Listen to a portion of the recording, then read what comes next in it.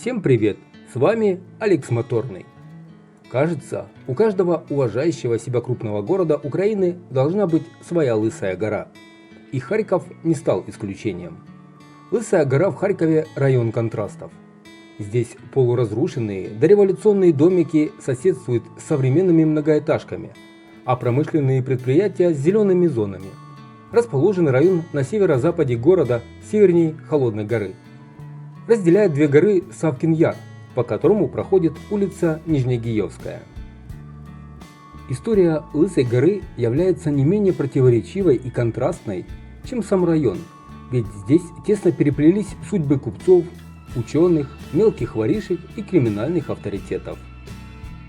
Свое название Лысая гора получила благодаря лесу.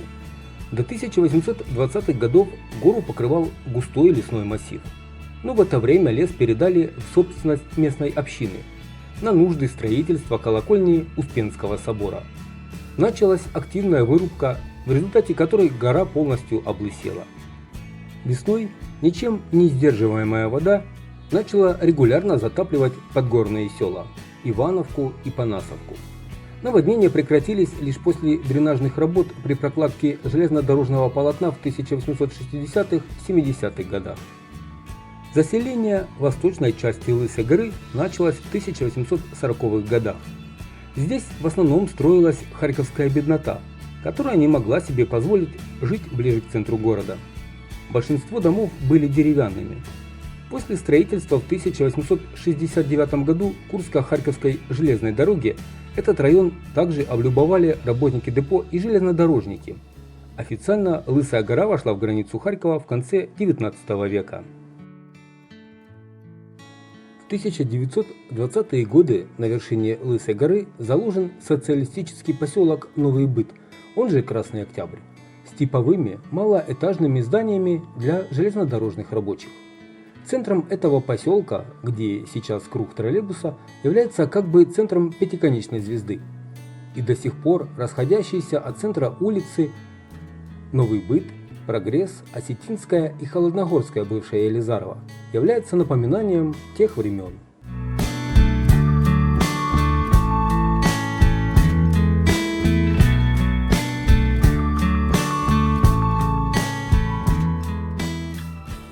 Сквер на пересечении улиц Новый Быт и Добродецкого был назван именем Героя Советского Союза Анатолия Васильевича Добродецкого в 2005 году.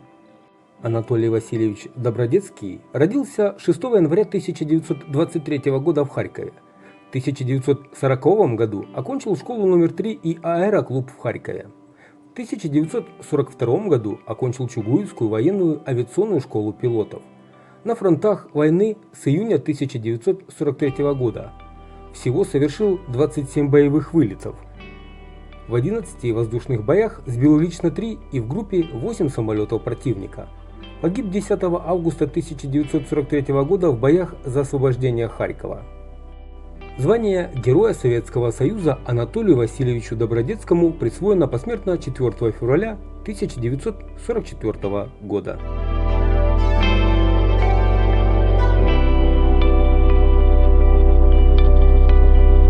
Давайте пройдемся немного по улице Новый Быт и посмотрим на здания, которые находятся на этой улице.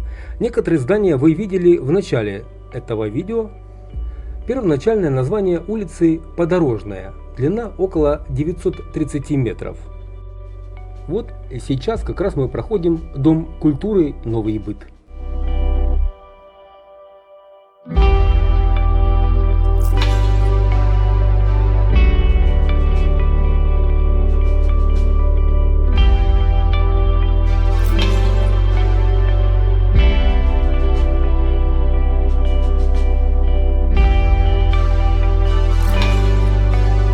Может, кто-то из зрителей узнает свою школу? Средняя школа номер 57.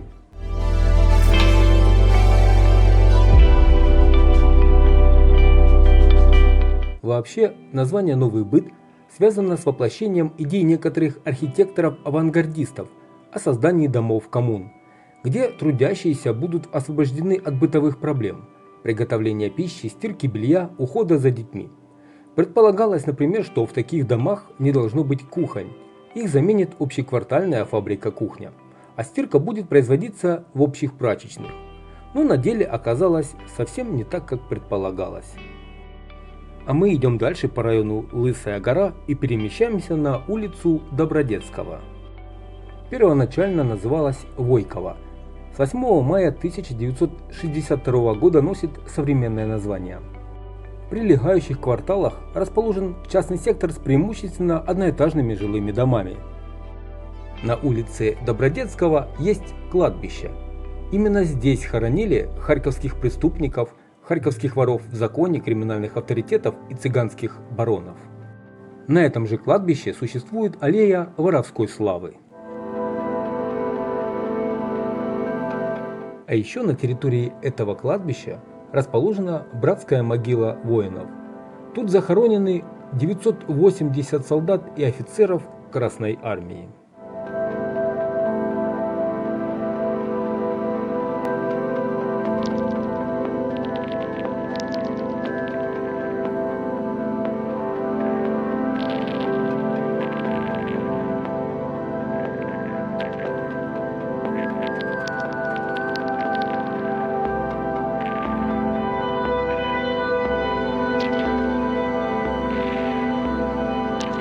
А неподалеку от кладбища, на соседней улице Прогресс, во время Голодомора 1932-1933 годов хоронили изнуренных голодом людей, тела которых подбирали на улицах города. Стоит также заметить, что в 19 веке на Лысой горе жил известный купец Козьма Кузин. Большой каменный дом его семьи был расположен на современной улице Революции, которую в народе так и называют – Кузинская.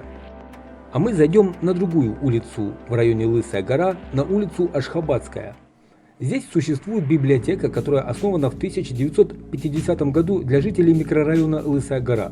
В 1977 году после централизации вошла в состав централизованной библиотечной системы Холодногорского района как библиотека-филиал номер 13 для взрослых. Структура библиотеки – абонемент и читальный зал. К сожалению, дом, в котором находится библиотека, так сказать, мягко, не в совсем хорошем состоянии.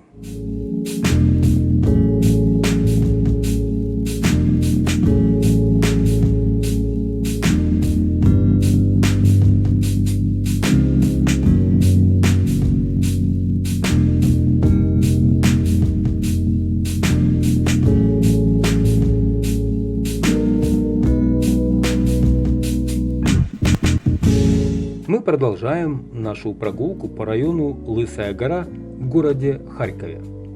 При советах в 1920-е годы на вершине Лысой горы был заложен поселок железнодорожников Новый Быт, он же Красный Октябрь. А еще есть интересная информация о том, что кожаный магнат Иван Геращенко вел здесь активную предпринимательскую и просветительскую деятельность. Он основал фирму по продаже обуви и кожи, жертвовал немалые средства на общество просвета и украинское издательское дело. Поговаривают, что именно Геращенко дал деньги на строительство Харьковской украинской гимназии имени Бориса Гринченко. В комплексе с гимназией он хотел открыть педагогический университет имени Григория Сковороды, но этого не случилось. В гражданскую войну гимназию разрушили деникинцы, а после реконструкции то же самое сделали большевики. А еще на Лысой горе есть очень классное место Савкин Яр, или как его еще называют Савкин овраг. Он разделяет Холодную и Лысую гору. По одной из версий свое название овраг получил в честь Григория Сковороды. Говорят, что Григорий Сковорода часто посещал Харьков и останавливался на улице, с которой начинался спуск к нынешнему Савкиному оврагу. А так как отчество философа было Савич, то и место назвали отчеством философа. Вторая версия названия оврага появилась благодаря проживающим здесь мелким харьковским воришкам – сявкам. Сам Савкин Яр я не буду показывать в этом видео, так как у меня на канале есть целых 2 видеоролика про Савкин Яр. Если вам интересно, а вам нужно обязательно посмотреть на эту достопримечательность, переходите по ссылке под видео, которое вы сейчас смотрите, и наслаждайтесь просмотром. А сейчас мы любуемся разносторонней архитектурой района Лысая гора.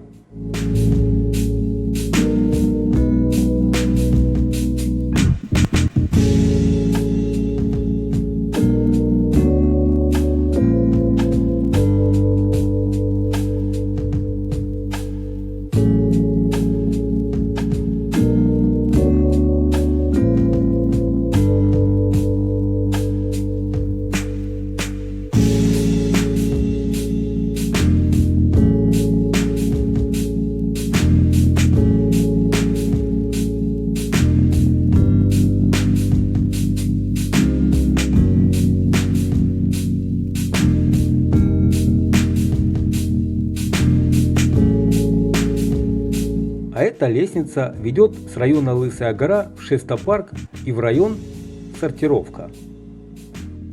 Дорогие друзья, пока вы смотрите это видео, я буду вам очень признателен за лайк к видео, комментарий и подписку на канал. Если не трудно, поделитесь также видео с друзьями в соцсетях. Это очень мотивирует снимать новые видео. Спасибо, что смотрите. Да, чуть не забыл вам показать интересное строение на Лысой горе. Это бывшая баня-сауна. Владельцы, несколько семей, перессорились много лет назад и разбежались. И теперь это строение стоит и разваливается на глазах. Может, у зрителей канала есть более подробная и точная информация о судьбе этого сооружения? Поделитесь в комментариях, будет очень интересно узнать.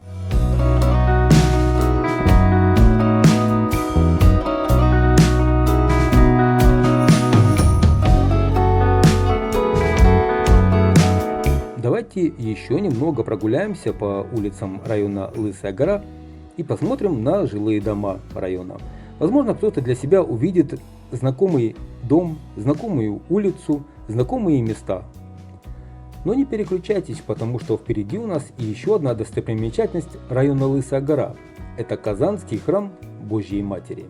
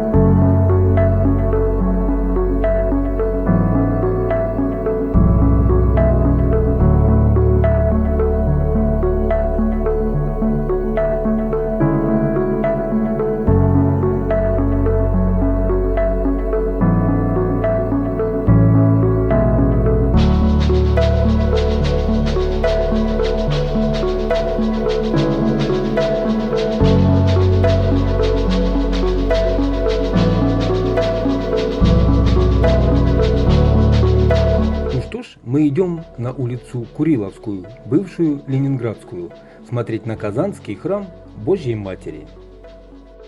На улице Куриловской дома старые и разрушенные сочетаются с новыми и жилыми. В основном здесь частный сектор. но зато отсюда открывается прекрасный вид на город Харьков.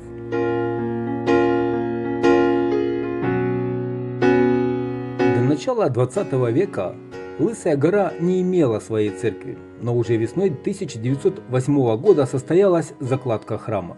Жители активно участвовали в постройке. Возникли отдельные строительные участки, каждый из которых работал по очереди неделю. Кстати, возле церкви находится кладбище. Так вот, в довоенные годы ниже кладбища устроили нефтебазу. Эта нефтебаза существует и по сей день. Итак, церковь иконы Казанской Божьей Матери. Ее построили в начале 20 века рядом с кладбищем. Церковь построили в русско-византийском стиле по инициативе местного купца. Она интересна тем, что это единственная в городе церковь, которая никогда не закрывалась. В 1939 году, например, это вообще был единственный действующий храм в области. В это время Казанский храм временно стал кафедральным собором. Работает церковь и ныне.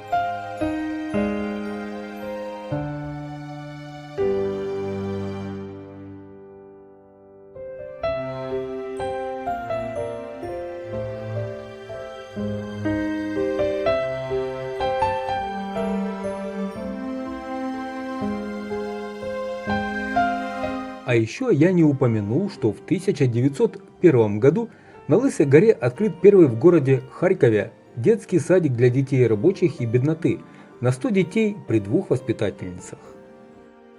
Не знаю, как сейчас, но раньше мне местные люди рассказывали, что Лысая гора была прибежищем гопников и цыган. Самогонные точки встречались, пожалуй, чаще, чем магазины. Даже не верится, что в гражданскую здесь был один из центров харьковского большевистского подполья, и что один из первых харьковских комсомольцев, Федя Кубасов, был родом отсюда. Ну и заканчиваем мы наш обзор и прогулку по району Лысая гора с локомотивного депо Харьков Главная. О нем у меня также есть видео на канале, ссылка в описании. Я благодарю всех за просмотр, подписывайтесь на канал, ставьте лайки, пишите комментарии и, как всегда, до новых встреч, друзья!